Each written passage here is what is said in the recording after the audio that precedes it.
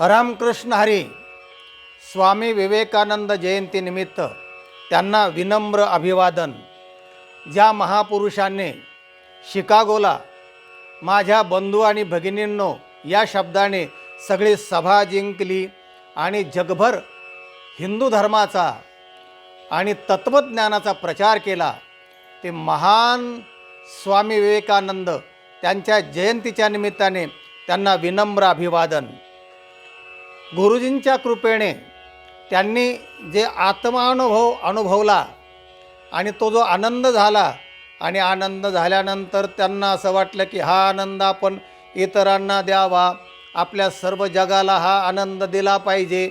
म्हणून जसं तुकाराम महाराजांनी म्हटलेलं आहे, तुका म्हणे खातो आनंदाचे लाडू, नका चढफडू घ्या रे तुम्ही. तसं स्वामीजींना असं वाटलं की आपला जो हा अमृतत्वाचा आनंद आहे, म्हणजे ब्रह्मज्ञानाचा तत्त्वज्ञानाचा आनंद आहे, तो सगळ्या जगाला द्यावा. म्हणून त्यांना जे उत्स्फूर्त जे वेदांतातलं काव्य, वेदांतातला श्लोक त्यांनी आपल्यापुढे मांडलेला आहे, तो ऐका. आणि तसं जर आपण झालो तर आपणही आनंदमय झाल्याशिवाय राहणार नाही. स्वामीजी काय म्हणतात ऐका. शृण्वन्तु विश्वे अमृतस्य पुत्राः आ ये धामानि दिव्यानि तस्थुः. शृण्वन्तु विश्वे अमृतस्य पुत्राः आ ये धामानि दिव्यानि तस्थुः.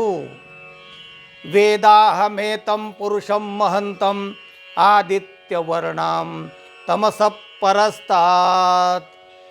तमेव विदित्वा अतिमृत्युमेति नान्यं पंथ विद्यते आयनाय. अर्थ ऐका.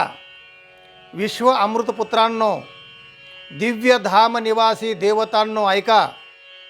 अज्ञान अंधकाराच्या पलीकडे असणाऱ्या त्या सूर्यासारख्या दैदिप्यमान पुरुषाला मी जाणले आहे, अनुभवलेले आहे.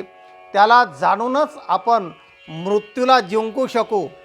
याखेरीज मृत्युंजय होण्याचा दुसरा कोणताही मार्ग नाही.